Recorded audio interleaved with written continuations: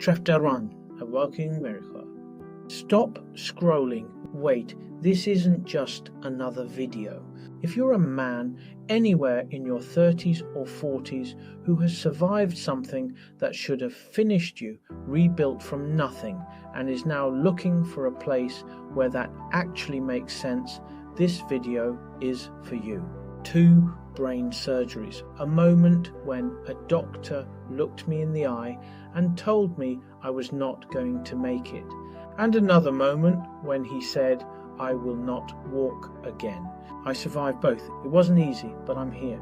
6 months ago, I landed in Siem Reap, Cambodia with $3,000 in my account, partial facial paralysis and weakness on my right side. Today I am sitting here telling you I am happier than I have ever been in my life. This is what happened. Quick thing before we dive in. I have a free guide on exactly this, everything in one place. Link is in the description below. Download it now, keep it open while you watch. It will make everything more practical. Download it, it's free. Let me tell you who I am. My name is Zoltan. I am a European. I am 40 years old and I have had 2 brain tumours. The first time, the doctor told me I would not survive. I survived. The second time, after the surgery, the doctor told me I would not walk again. I walk.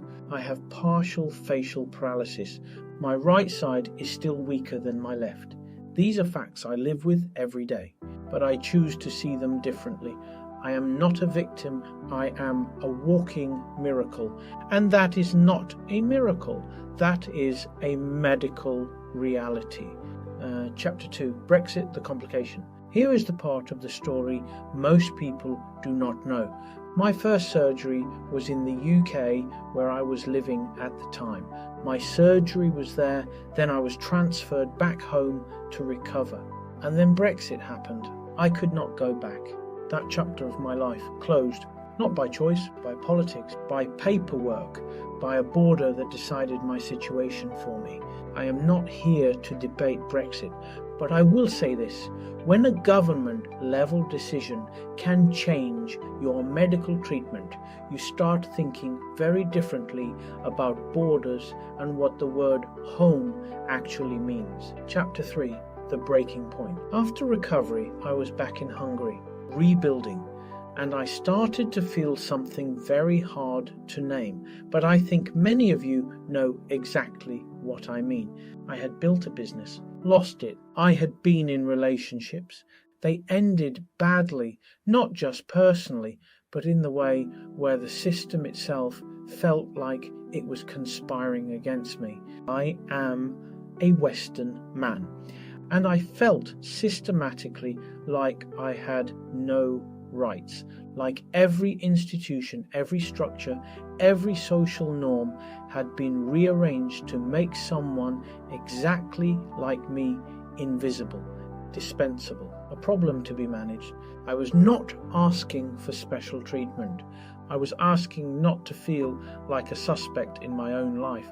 40 years old, survived brain surgery twice, lost businesses, lost relationships, and still felt like I was at the bottom of every hierarchy the West had invented. I decided I was done participating in that. The West is not just collapsing. For a specific group of people, it already collapsed. I was one of them, and I had enough evidence to stop pretending otherwise. Chapter 4, Planet Not Country. I love Europe, but I came to a conclusion in the hospital that changed everything. I was born on a planet, not in a country. A citizenship is a paper. A passport is paper. These are not your identity. Once I genuinely accepted that, not just intellectually, but as a lived conviction, I started making very different decisions. I spent months researching visa rules, residency options, dozens of countries, EU passport, where can I go and actually stay? Because that was my absolute non-negotiable. I was not moving somewhere to scramble every 3 months. No visa runs, no income proof requirements, no constant fear of being asked to leave. I wanted to build. That requires stability, a place where building makes sense. Cambodia won that research, not just emotionally, but strategically. The visa structure, the cost of living, the long-term stability, all of it pointed here. $3,000, one flight, one decision. Want the free guide? Comment guide below right now, one word, and I will send you the link directly. Your comment also tells YouTube this video is worth sharing.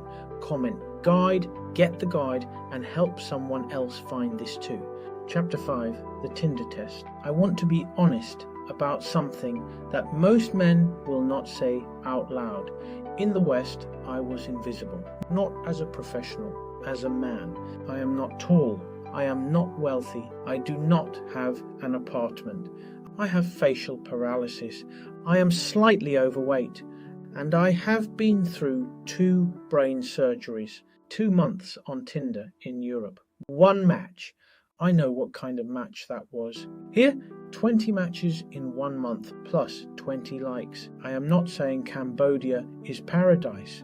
I am saying the contrast is so extreme that it forces a question. Was the problem me, or was the problem the environment? The majority of single heterosexual men in the West are living outside of meaningful relationships. This is not about bitterness.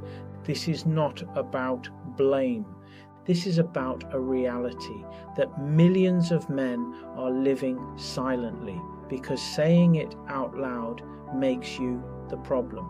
The current political agenda immediately labels you as misogynistic or dangerous. Here, I wake up genuinely enthusiastic.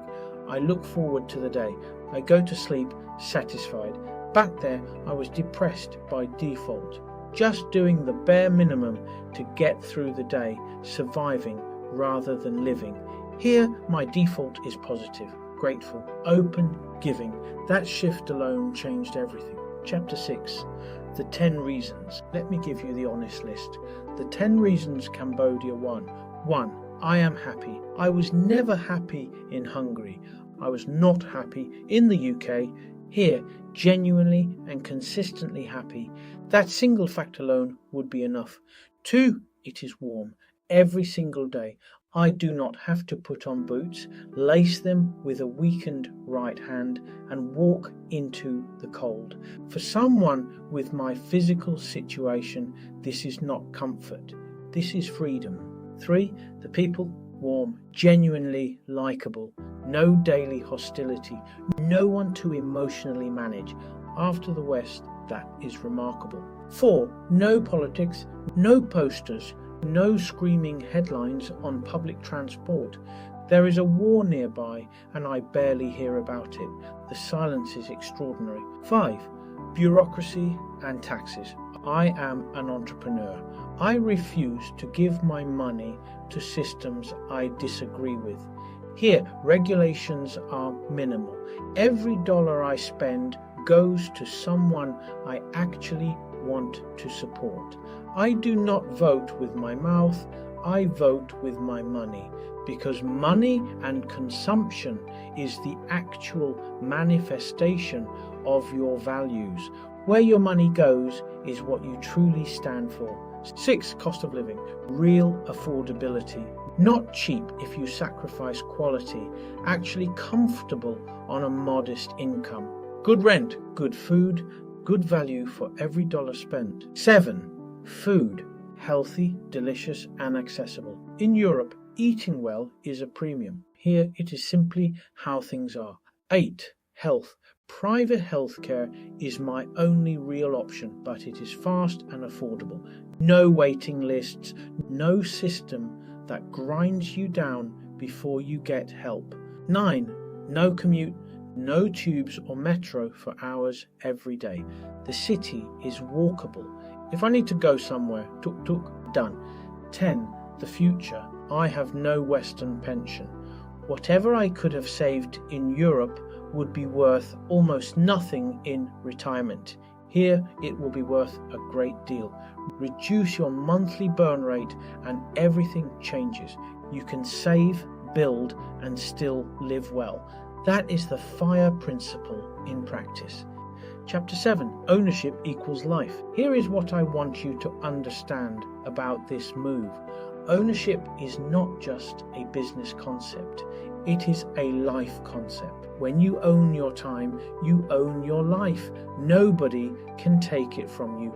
Not a government, not a border, not a system, not a bad relationship. Cambodia made that possible for me, because here I can actually build long-term, without huge overhead, without punishing taxes, without the constant money stress that kills your focus before you even start. When your burn rate is low, your freedom is high. You think clearly, you create without panic, you build something real at your own pace, on your own terms. That is what ownership means in practice, not just in business, in life. Hi there! Thank you for watching this video. My name is Zoltán and I'm the one who created this entire video. I used AI a lot. I just wanted to show my real face for authenticity.